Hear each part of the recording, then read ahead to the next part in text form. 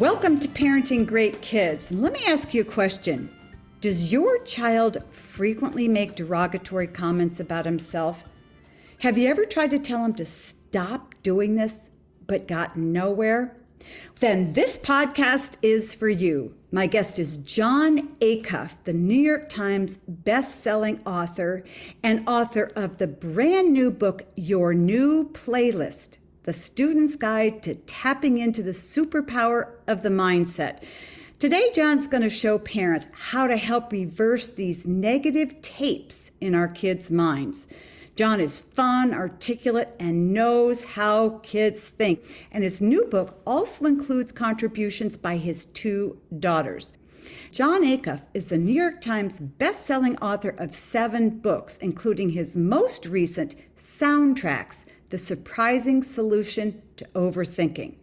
Published in more than 20 languages, his work is both critically acclaimed and adored by readers. When he's not writing, Jon can be found on a stage as one of Inc.'s top 100 leadership speakers. He's spoken to hundreds of thousands of people at conferences, colleges, and companies around the world, including FedEx, Nissan, Microsoft, Lockheed Martin, Chick-fil-A, Nokia, and many more. Known for his insights wrapped in humor, Acuff shared the stage with an American icon when he opened up for Dolly Parton at the Ryman Auditorium. For over 20 years, he's also helped some of the biggest brands tell their stories, including the Home Depot and Staples. His fresh perspective on life has given him the opportunity to write for Reader's Digest, Fast Company, the Harvard Business Review, and Time Magazine. Well, if that isn't an intimidating list to someone like me, I don't know what is. Let's dive into the interview with my good friend, Jon Acuff.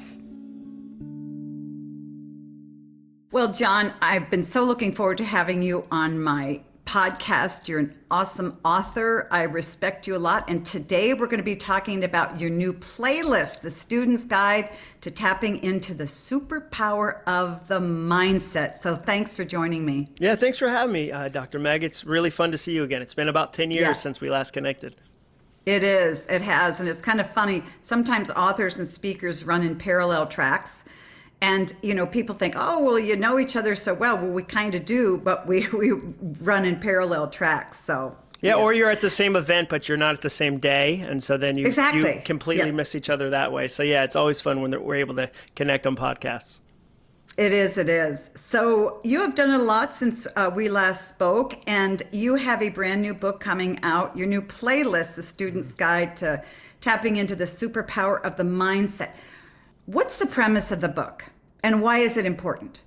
So the origin of it was I wrote a book called Soundtracks about overthinking. So we did a big study about overthinking and realized everybody does it. And the study was before the pandemic. The pandemic was catnip for overthinking. If you weren't overthinking before, you are now. And so we wrote this book called Soundtracks, where a soundtrack is a phrase for a repetitive thought, and how the repetitive thoughts you listen to become part of your personal playlist. And the book came out, and I've written 7 books, but it was the first one that parents said immediately, hey, do you have a version for teens? Do you have a version for teens? Because they'd say, if I could have learned how to change my mindset and choose my thoughts as a teenager, it would have changed the whole arc of my life. Nobody teaches kids how to think. I never had a class in the 8th grade that said, high school's coming up. Your mindset, your thoughts turn into actions. Your actions turn into results. So let's work on that. And so I started to see that everywhere, that teenagers with broken soundtracks. And then I remembered 10 years ago, I spoke at beach camps for high schoolers, and I would ask them, what are your thoughts? What are your internal thoughts? And they'd write them down on note cards, and they'd turn them in anonymously. And I had a box on my shelf that I'd sat on for a decade, not knowing what, was I going to do something with it. I realized I have thousands and thousands of real soundtracks from real teens across the country. And so I realized, okay, this is a book that needs to happen, but it needs to happen with my teenagers writing it. I have 2 teenage daughters, because if I wrote it, it would sound like an adult trying to sound cool. Like, hello, fellow youths. Like, don't mean to be so lit. Oh, I'm savage. Yeah. So that's how the book came about. Yeah. So the wrong thoughts and the wrong soundtrack in a kid's head develop a sense of who they are, and they start to believe that. So what are the most common bad thoughts or wrong thoughts that teenagers have in their minds today? Well, the number one word on more of those cards than any other. So thousands of cards, we went through them, looked for patterns. The number one most common repeated word was the word enough. I'm not pretty enough. I'm not smart enough. I'm not talented enough. I'm not popular enough.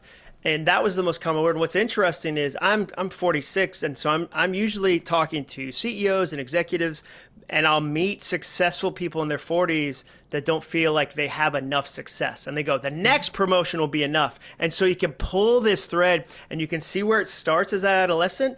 And so by the time they're 45, they've listened to that soundtrack that they're not enough for 3 decades. So then you go, what would happen if you learned, one of the soundtracks we teach is enough is a myth.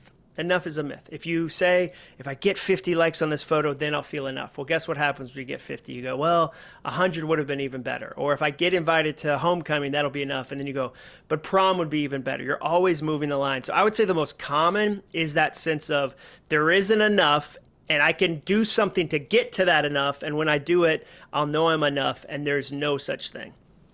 So it isn't enough of just one thing. As I'm thinking about the teenage kids in my practice, girls will say, I'm not thin enough, or I'm not popular enough, or I don't get, good enough grades. You're absolutely right. Now I'm going to poke the bear a little bit, because I know there's a lot of parents listening out there. Where do these thoughts come from? Where does this sense that I'm not doing enough or being enough come from? Is it all from what kids are exposed to at school and in our culture? Or does it come other places? I think it comes from a variety of places. I mean, I think sometimes there are temperaments that are more given to that. I have, as soon as you have 2 kids, you realize, they came to the planet with personalities and brains, because they're raised in the same home and they're opposite, and they see the same situation with different lenses. So I think some of it can be temperament, but I think it can come from teachers. I think it can come from parents. I think it can come from coaches. I'll meet older people that'll say, I'm not a natural leader. So they're 33 and their company's going, we think you're a leader. And if you pull the thread, a teacher in 8th grade said, you're not a good natural leader, don't lead the group. And they believed that because there's a person in a position of authority, and they've listened to that again and again and again. Sometimes it's the media. Sometimes there's so many studies about what social media does to a little heart. So I would say it's never just one place. It's usually a cornucopia of places. And it can be a passing comment that they turn into a thing, because they overemphasize it, or it's from somebody they care about. And so, I don't think it's ever just one place, because I think that we're taking input from thousands of places as we grow up. And so it's usually a big collection of places. Well, of course, my bias has been that I'm always interacting with teens, our kids, and their parents. And I see how sensitive kids are to what their parents say, to their facial expressions, to their tone of voice. And it's often very easy for kids to misread a parent. And so I constantly like to tell parents to be very aware of what you're communicating to your child, and is that what you want to communicate? For instance, I'll ask kids who love them, and they'll say things, well, my mom and dad have to love me, but I'm not really sure. And so there's that kind of miscommunication going, where parents do love their kids, but their kids aren't picking up on it. So let me just jump in. I think what's interesting, I saw a parent, the kid said, hey, mom, and the mom said, what's wrong? And that was a really interesting interchange, because she was teaching her something must be wrong. Something's always, instead of going, what do you need? Hey, what's up? What's going on? She immediately said, what's wrong? As if, there's problems afoot. And there was nothing wrong with the kid, but now the kid is being taught, if I call my mom, her first response is going to be like, what's wrong? What's the problem? There must be an emergency. And I think little things like that we do as parents establish often accidentally negative, broken soundtracks in our home, versus going, what's going on? Versus saying, what's wrong? What's wrong? What's wrong? So I think it can be so subtle sometimes. Yeah, absolutely. And negative expectations.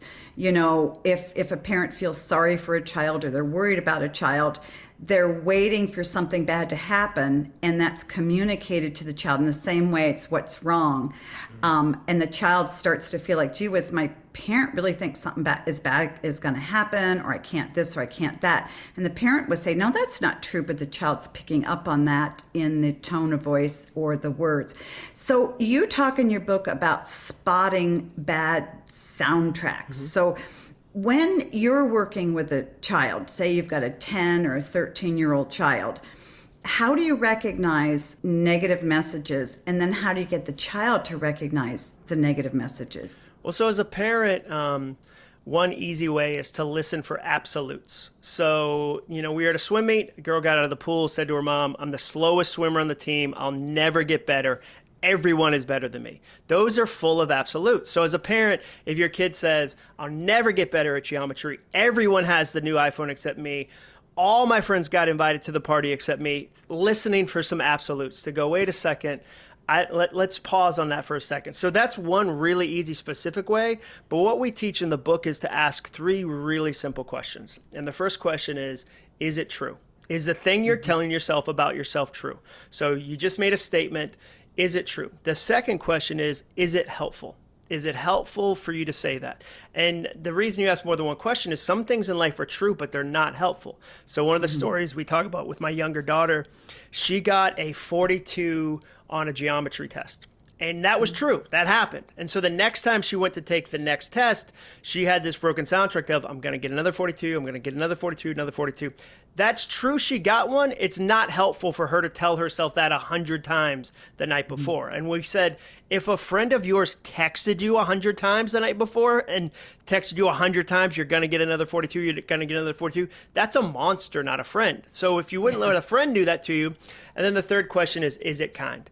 Is the thing I'm saying to myself kind? And if you can't answer yes to those 3 questions, it's often an indication that it's a broken soundtrack. So, but the third thing I'd say, there's a really simple exercise that you can do with kids, and it's all you do is say, name something you want to do. Name something you want to accomplish. Name a goal you're curious about. Doesn't have to be massive. Can be anything. Name a goal, and then listen to your first thoughts. So write it down. I want to, make the soccer team. I want to get into college. I want to, get asked to the prom, whatever the goal is.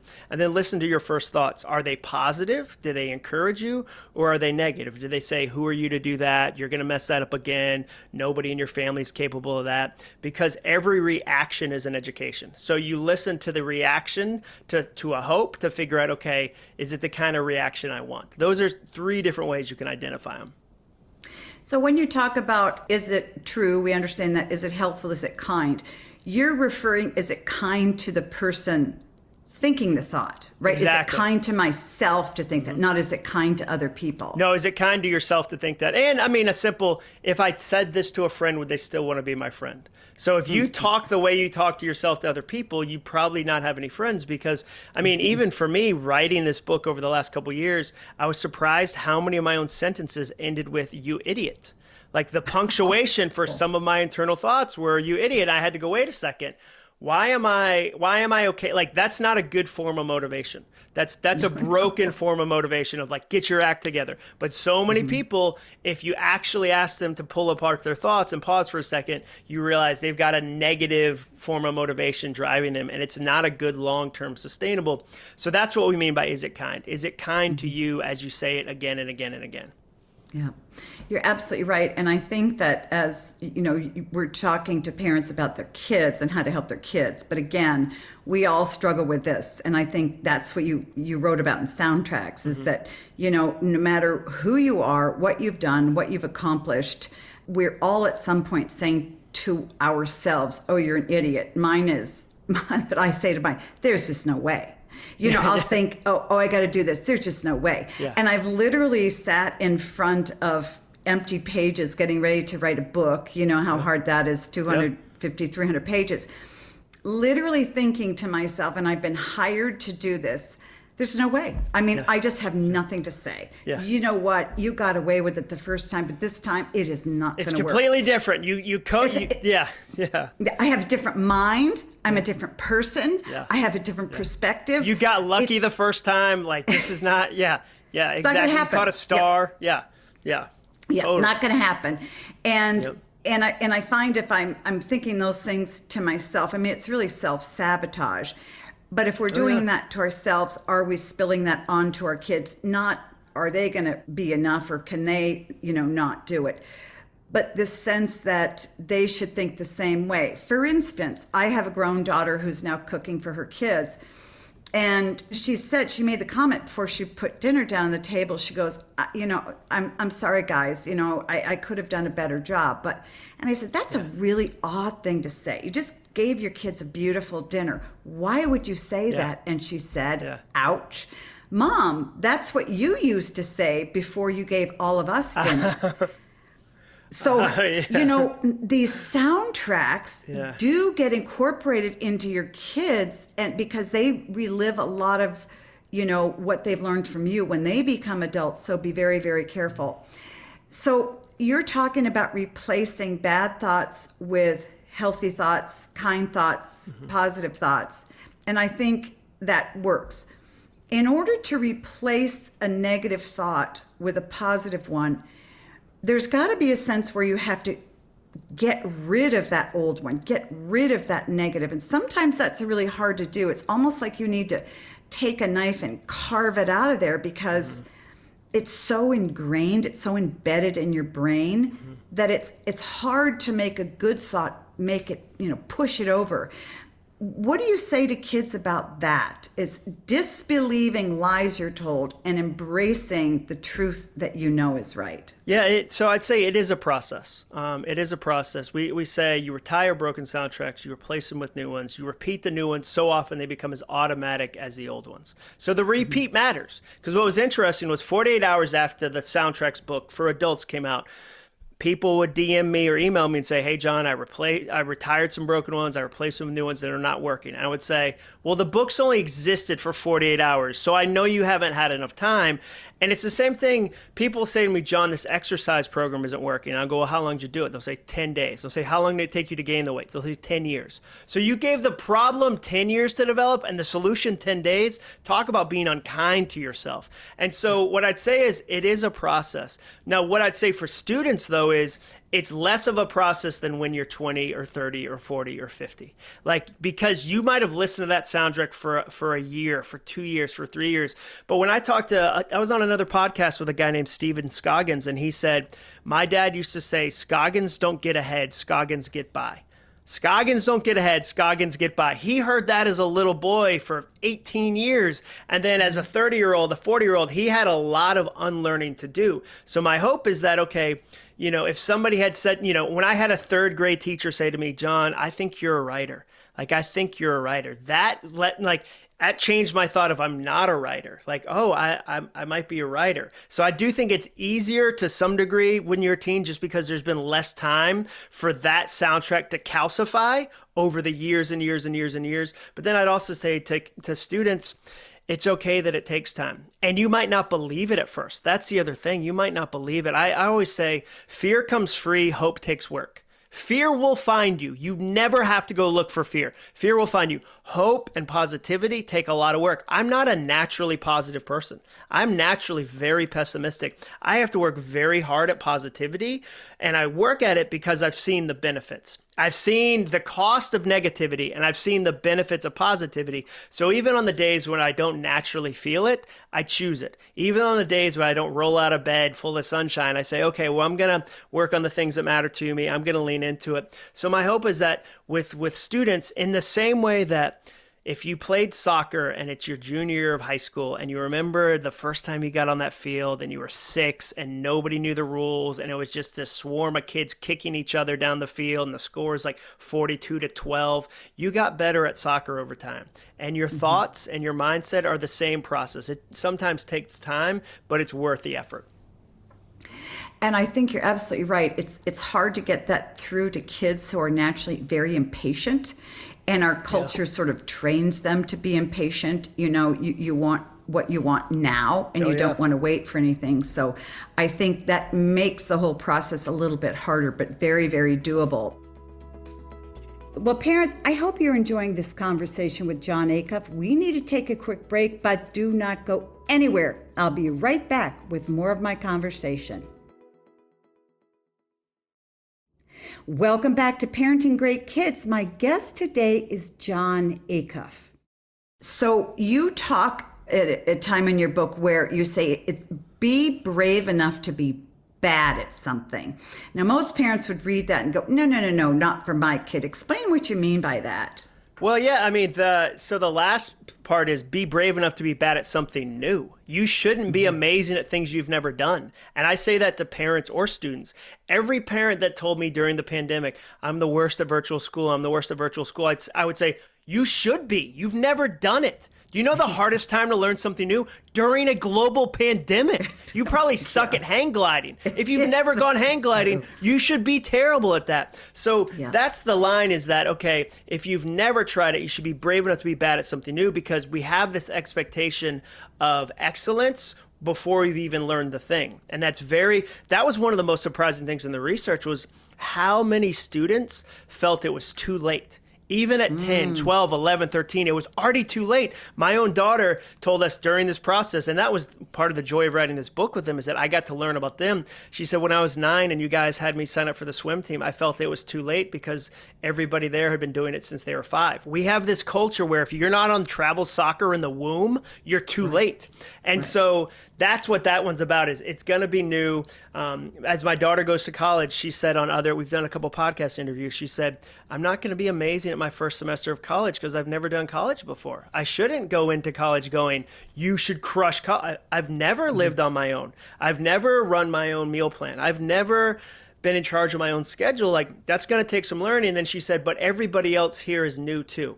If I live in a freshman dorm, we're all new. So that's that tension. It's not telling kids be bad at something. It's saying be brave especially when it's new. If you've never done 6th grade and you just joined a middle school, it's going to take some bravery. Same with freshman year of high school. So that's the goal of that particular soundtrack. Mm-hmm. And I think it's important for us parents to encourage kids in that way. It seems antithetical as a parent to say to your child, you know what, now you may not do well at first, but it's okay. That's what you should expect. I think most parents see their child go into something new and go, you got this. You're so good. You're much better than everybody out there.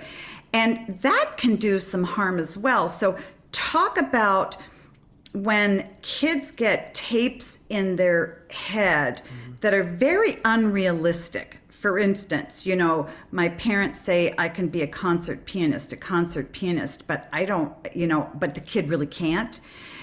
And there's some parents that do that. So talk about putting the wrong, positive, well-intentioned messages into a child's head. Well, I just think that kids are smarter than we give them credit for. So a kid runs the numbers often. If you go, we think you can be a National Merit Scholar, they go, well, I'm not in the top 10% of my class. I take 2 APs, but not all APs. I don't know a single National Merit Scholar. So that's cognitive dissonance. Like when a parent says, here's this crazy thing, and the kid knows, I guess I'll be the bearer of reality, or I feel like a failure. So I just think that often, like, that's not helpful to the kid. It's not, I get lumped in with self-help a lot of times, and that's completely understandable because I write books about being better. But I don't believe in a lot of toxic positivity. I don't believe in a lot of you can be anything you want. There was no shot at me being in the NBA. No shot. There's been 7 people my height in the history of the entire NBA. And they all had nicknames like Muggsy and Spud. Dr. Meg, there was no positive attitude. There was no drills with my dad in the backyard. That's not failure. So I don't tell kids you can be anything you want. I say you can be the best you. And that's amazing. So let's figure that out. And so that's the tension for parents, is that I think kids are smarter. They see through nonsense so fast. They want to trust their parents. You think you're being encouraging, but you're actually, in my opinion, deteriorating some of the trust if they can go, but I'm not the best person on the team. Like, I don't throw a 100-mile-per-hour fastball. I throw like a 65-mile-per-hour. And like, there's a big gap between those two things. Every baseball player is 6'4". I'm 5'7". Dad, I'm going to try my best. Try my best is a cliche, but it's also true. Like, that's the tension for parents, is that I want our kids to feel like they can be the best versions of themselves, but not a fake version of performance or perfection that I put on them because I don't understand how to encourage them or be positive. Talk about cliches, and one thing that isn't true is how often I hear parents say, well, I really want my child to play soccer just for fun, and I want them to have fun.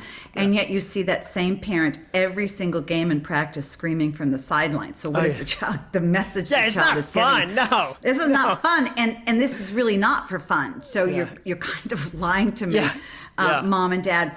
One thing I wanted to think about, because I think a lot of the tapes in our heads and in kids' heads have to do with performance and things that we do. But there are kids out there who have tremendous value who can't perform well. Yeah. Do you ever talk to kids about replacing tapes about performance with replacing tapes about character? Like, I think of a child who's disabled, or I think of a child with Down syndrome. They have a perspective of their lives, but they can't do what other people do. So, and they have negative thoughts, and you want to put positive thoughts in. So do you ever encourage parents to reinforce thoughts in their kids about the character strengths they have? Yeah, well, and part of it too is you step back and say it's a personal playlist. So it's not somebody else's playlist. So the playlist is for me and my abilities and my strengths and what I'm good at and what I care about and my, my uniqueness, my disabilities, whatever. So I think the first thing is, okay, it's about a personal playlist. It's not somebody else's. I'm not trying to have my kids think the same way I think. I'm not trying to, have them be exactly like I look at the world. We always joke, we've got, there's 3 firstborns in the house, and then McCrae, my youngest daughter. She's the only one who's not a firstborn. So she looks at a lot of things differently. Her sister's a firstborn, I'm a firstborn, her mom's a firstborn. So I think a big part of it is allowing the kid to look at the world through their own strengths, through their own weaknesses, through their own, hopes, and fears. So that's the first thing I say. And then, I would say the whole message is about character. So truth, like, is it true? Learning to speak the truth to yourself, because then it gets a whole lot easier to speak it to other people. Learning to be helpful to myself, but then I get to be helpful to other people, because what you find is, as parents, what's been so fun about the Soundtracks book is you get it immediately. It's such a simple concept, so that when I teach it to a team, the CEO the next day will say, hey, we're in a sales meeting and somebody said something about their abilities, and somebody else said, hey man, I think that might be a broken soundtrack. And so you see the people start to use the language, and I think you're going to see that in families too, where my hope is that a parent reads the book and then gets some questions to ask their kids, get some insight. The reality is, if there wasn't a teen that read the book, but the parent got questions and invited them into the conversation and gave the kids some tools for the road ahead, that's a huge win. I'm not so optimistic, if there's anything kids love reading, it's books about mindset. I know teenagers, there's not a lot of them at my pool who are this is a self-help book, I'm trying to get better. But I really think it's going to give parents a chance to invite their kids into this topic. And yeah, I think the entire conversation is about character, because I think a lot of your character comes from how you think about the world. So if you learn to think, I'm going to be generous, I have generous thoughts for myself and other people, then it's easier to be generous because your actions are driven by your thoughts. So I think you can attach any form of character to it in a really interesting way. Yeah, I agree. And I agree with you too, that it's a parenting book. It's a book that would be great for teenagers to read. But you and I know, the teenagers don't always read a lot of books. They'll listen. But if a parent reads it and gets some skills and can get into the brain of their kid, then they can begin to see what's going on in the brain, and they can begin to sort of divert those negative thoughts, or say, wait a minute, that didn't sound quite right. Would you repeat that for me? And is it, just ask those same 3 questions. One of the most empowering things for me, if you will, that a pastor said many, many years ago, is that if something's worth doing, it's worth doing poorly. And I thought, oh, that is just not right. But then I understood what he was saying. If something is a good and positive thing to do, start it. If you stumble and you fall, oh well, you're trying your best you can to do something that's very important. And that's really how I had the self-confidence to begin to write, because I thought, I'm going to go ahead and I'm going to say some things. And when somebody better comes along, I'm happy to be bumped out of the way, because this is an important thing to do. And I think what you're talking about in replacing all of those tapes is really freeing your child up to see the world in a very different light and to see themselves in a very different light. And I think that's crucial if kids in this culture, which are pummeling them with so many destructive messages. You know, girls always tell me when I say, you know, what are the biggest pressures you face? And they always say, I'm not thin enough and I'm not sexy enough.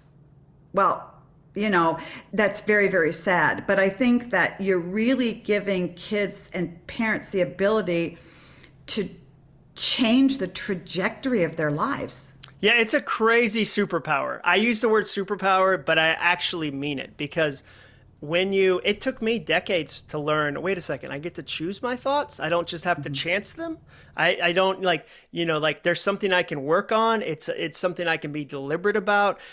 So for me, I think there's going to be a lot of parents that are surprised where it challenges them, because even if you said to your student, hey, I read this book and it challenged me about a broken soundtrack. I say, like, one of the things I say to parents, so like my wife, one day said, hey, every time you leave on a business trip, you do this big, long, like shameful, I'm so sorry I have to leave. I'll be back in 3 sleeps. And she said, our kids don't even know to be sad. You're teaching them to be sad because you feel guilt and you're asking them to hold it. And that's not helpful. So she said, we're going to change that. We're proud of you for doing work that matters. We love that you provide for our family. So when you leave, it's a celebration. It's not a failure. And the flip side of that is, parents spend 18 years demonizing work to their kids and then are surprised when they graduate from college they don't want to get a job. Well, of course not. You told them work was a terrible place that took you away from family and you hated it, and then you go, it's so weird they don't want to join the job market. Not really. You gave them 18 years. So even just the check in your heart of going, how am I talking about work when I get home? What am I teaching? Like, what are the soundtracks I'm putting into this family? How could I change them? So I think a lot of parents will read it for their students, but will get something out of it for themselves. I'm already changing, Jon, as we have this conversation, thinking about the tapes in my own mind. And I would say, you know, I'm a worrier. I'm a worrier about my kids. And I'll never forget when my son was 18 and he was the baby, 3 daughters and our son. And he looked down at me and he said, Mom, stop talking to me as though something's wrong with me. And I started and I thought, oh my gosh, I have communicated to him that there was something wrong, something bad was going to happen. And he lived with that. And it really stunned me, but it was a fabulous learning time for me because I found that my worry created all these bad scenarios that he was going to get into. And it was kind of like, you know, you're going to go out the door now, you know, don't drive too fast. Don't let anybody bully you. Don't let anybody say any bad to you, you know, if a girlfriend this or girlfriend. So I was really setting him up to worry. And you're absolutely right. I caused him to carry my worry, and that changed the way he thought. So it really, our thoughts have a huge impact on not just ourselves, but on people around us. Yeah, I mean, they are, you know, there's so many studies about the people you spend time with impact how you look at the world, how you think about the world.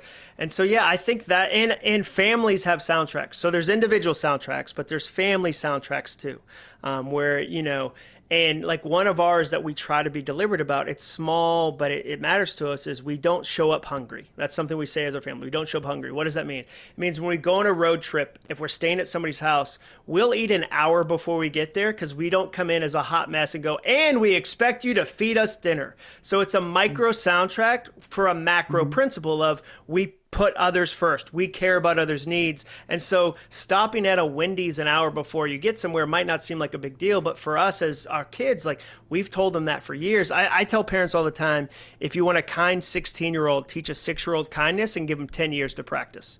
And so what does it look like at 2, at 3, at 4, at 5 to go, we're practicing this. Like, here's the thing, you asked about character, we're practicing this, versus going, yeah, it's weird, like, it's hard to introduce the word no to a 17-year-old boy. Like, that's a tough, if you're saving it till then, that's a steep hill. It's not going to work. Not going to work. You want to introduce that earlier. So I think there's so many thoughts, there's soundtracks, there's family soundtracks that I think if we can engage in them and we can actually take ownership of them. And again, that's the power of a parent saying, hey, I've been saying this thing and it's not helpful. Like it's not helpful, to our family. So I want to work on some new soundtracks together. I think that could be a really interesting experience.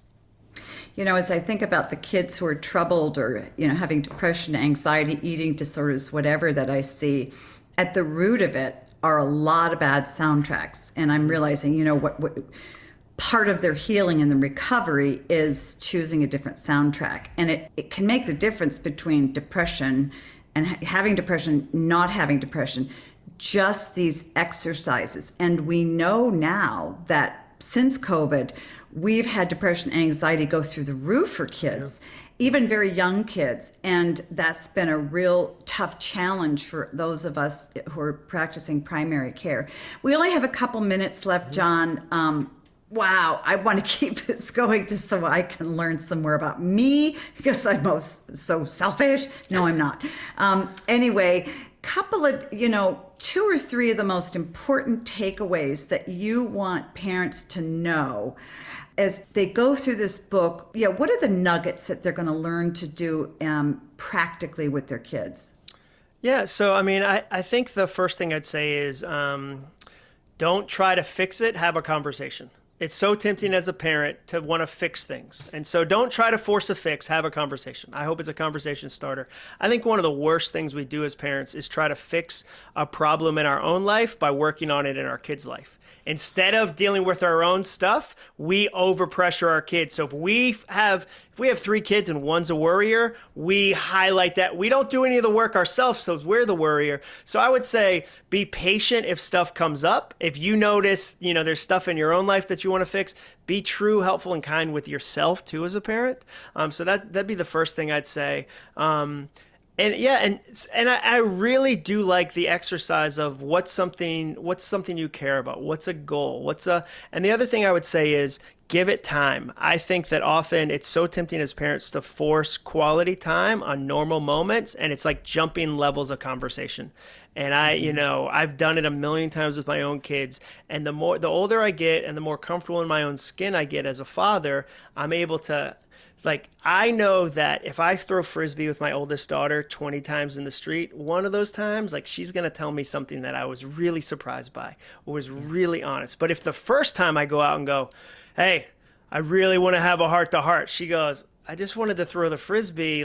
You've made this a father-son, father-daughter moment. It's awkward. So I would say give it time. It's like anything else you do as a parent.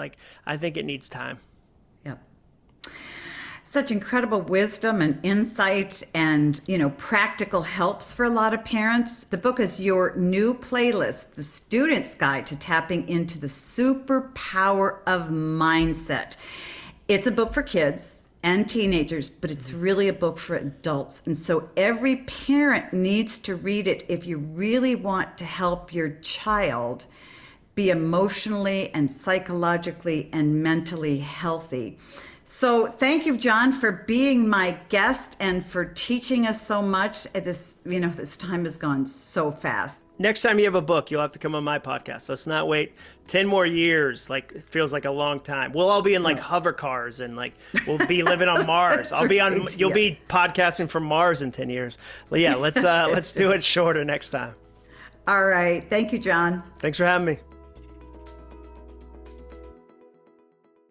Well, I hope you've enjoyed my conversation with Jon. Let's go over my points to ponder. 1, listen carefully to the comments your child or teen makes about himself. Many parents are so used to hearing their kids criticizing themselves, whether it's their performance, school, how they look, etc., that they become desensitized to them. Don't do this. Be intentional about listening for specific negative comments your child makes consistently about himself. Then make a plan to help him reverse these. 2, help your child separate the tapes from his identity. Tell your child that comments are simply phrases that are wired into his mind. They do not have to be his feelings. Many kids' minds have rehearsed these phrases so frequently that they believe the phrases describe who they really are. In other words, the phrases have penetrated their hearts and psyche and defined them. So teach your kids that the tapes are words, not who he really is. 3, reassure your child that these tapes can be reversed. Help him attack them and empty his mind of them.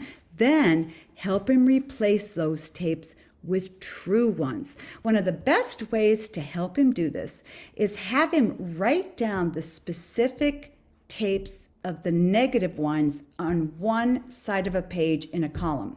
On the other side of the page in another column, have him write down the counter truthful statements. When he sees the negative ones and the truthful ones side by side, he'll have an easier time reversing the negative ones.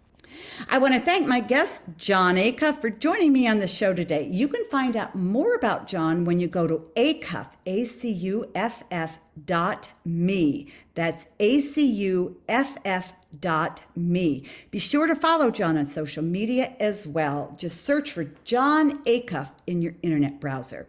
Now let's recap my 3 points to ponder. 1, listen carefully to the comments your child or teen makes about himself. 2, help your child separate these tapes from his identity. And 3, reassure your child that these tapes can be reversed. Friends, if you need help, encouragement, or answers to any questions about your kids or your relationships with them, go to meekerparenting.com. I have courses, tips, blogs, and more to help you. And while you're there, check out my brand new Strong Fathers, Strong Daughters Masterclass. And always remember that great kids are raised, not born.